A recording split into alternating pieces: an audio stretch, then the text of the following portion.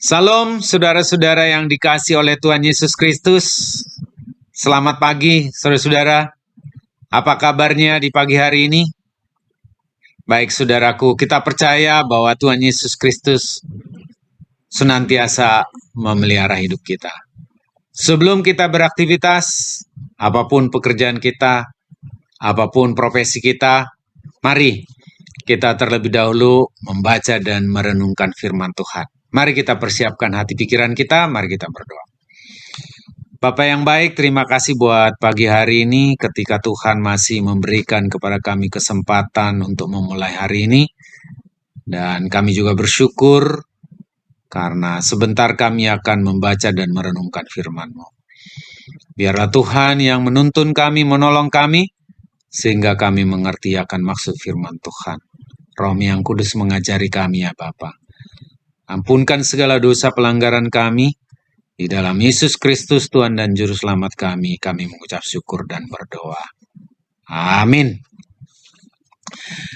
Baik saudara, firman Tuhan yang menjadi dasar renungan kita di pagi hari ini terambil dari Injil Matius pasal yang ke-19 ayat 29. Demikian firman Tuhan saudaraku. Dan setiap orang yang karena namaku meninggalkan rumahnya, saudaranya laki-laki atau saudaranya perempuan, bapa atau ibunya, anak-anak atau ladangnya, akan menerima kembali 100 kali lipat dan akan memperoleh hidup yang kekal. Demikian firman Tuhan saudaraku. Ada orang yang menjadi takut untuk mengikut Tuhan karena dia membaca ayat ini. Atau dia mendengarkan dari orang lain tentang ayat ini. Wah, kalau harus mengikut Tuhan harus meninggalkan keluarga ya. Harus meninggalkan pekerjaan. Harus meninggalkan harta milik dan mengikut Tuhan. Kalau begitu, wah berat juga menjadi pengikut Tuhan. Sehingga dia tidak tertarik. Karena dia pengen masih menikmati kehidupan di dalam dunia ini. Dan memang masuk akal. Tidak mungkin dia bisa meninggalkan keluarganya. Nah, itu adalah pengertian yang keliru, saudaraku. Bukan seperti itu maksudnya.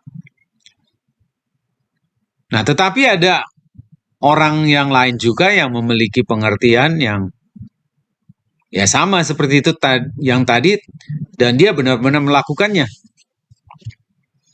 Ketika dia mengambil satu keputusan dalam hidupnya untuk mengikut Kristus, maka serta-merta dia meninggalkan keluarganya, meninggalkan papa mamanya, meninggalkan suami, meninggalkan istri dan anak-anaknya. Pergi, dalam tanda kutip, melayani. Memang ada orang yang terpanggil untuk melayani, untuk pekabaran Injil ke desa-desa ataupun ke perkotaan atau ke daerah lain, ke luar negeri. Dan terpaksa harus meninggalkan keluarganya untuk sesaat. Dan mungkin sudah melalui pergumulan-pergumulan. Ya. Tetapi saudaraku, mungkin itu panggilan yang khusus sekali ya. Dan itu pun Tuhan tidak mengajarkan bahwa dia melupakan keluarganya. Dia akan tetap diminta oleh Tuhan untuk tetap menghormati orang tua. Mengasihi istri, mengasihi suami, mengasihi anak-anak. Dan itu akan menjadi tanggung jawab sebagai orang tua ataupun sebagai anak, saudaraku. Saudaraku, ada juga yang salah mengerti, saudara, dengan upah melayani Tuhan itu. Ketika dia membaca di ayat yang ke-29, dikatakan, maka akan menerima kembali 100 kali lipat. Orang berpikir bahwa kalau sudah menjadi pengikut Kristus, maka Tuhan akan mengembalikan harta yang kita tinggalkan tadi itu, keluarga yang kita tinggalkan tadi itu, maka akan kembali 100 kali lipat. Dia berpikir dia akan menjadi seorang yang berkecukupan dalam segala kehidupannya, bahkan berpikir akan menjadi kaya. Saudaraku, yang dimaksud oleh firman Tuhan di dalam renungan kita pagi hari ini adalah ketika kita sudah memilih atau sudah merespon tawaran daripada Tuhan untuk mengikut Dia. Tawaran artinya anugerah yang diberikan Tuhan untuk menyelamatkan kita. Dan ketika kita merespon, maka kita memang harus mengutamakan Kristus di dalam kehidupan kita. Tuhanlah yang menjadi Tuhan kita. Dialah yang menjadi Tuhan kita. Dialah yang akan memimpin hidup kita. Maka segala kebenaran firman-Nya akan menjadi prioritas dalam kehidupan kita. Tetapi saudaraku, bukan berarti kita harus meninggalkan keluarga kita dan meninggalkan harta milik ataupun pekerjaan kita. Karena firman Tuhan juga katakan bahwa kita harus bertanggung jawab atas apa yang sudah Tuhan berikan, pekerjaan yang sudah Tuhan berikan, keluarga yang sudah Tuhan berikan kepada kita. Tetapi kita memprioritaskan Tuhan, meninggalkan kehidupan kita yang lama, kebiasaan-kebiasaan yang buruk, mungkin perilaku-perilaku kita yang selama ini tidak berkenan di hati Tuhan atau tidak sesuai dengan peraturan Tuhan, maka kita akan tinggalkan.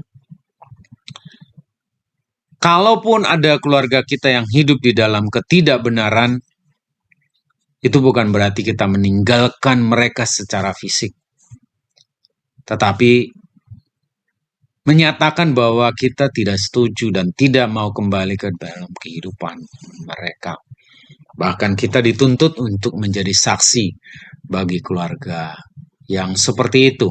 Mungkin keluarga kita berasal dari kepercayaan yang tidak sama dengan kita. Justru kita tidak boleh meninggalkan mereka, tetapi kita harus mengasihi mereka dan semakin dekat dengan mereka, semakin mengasihi mereka dan menunjukkan bahwa kita adalah anak-anak Tuhan. Nah, tetapi kebenaran firman Tuhan akan tetap kita prioritaskan. Dan saudaraku, di dalam firman Tuhan dikatakan dilimpahkan 100 kali lipat, artinya bahwa pemeliharaan Tuhan senantiasa menyertai kita. Dia akan memelihara kita di dalam dunia ini.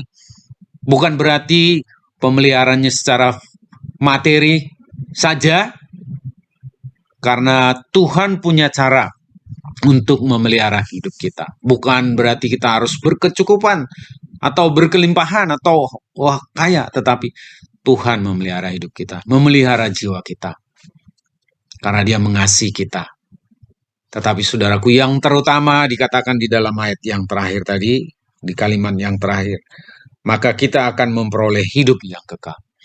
Inilah berkat yang paling besar di dalam hidup kita, saudaraku, yaitu ketika kita menerima Kristus sebagai Tuhan dan Juru Selamat kita, maka kita akan menerima kehidupan yang kekal di surga.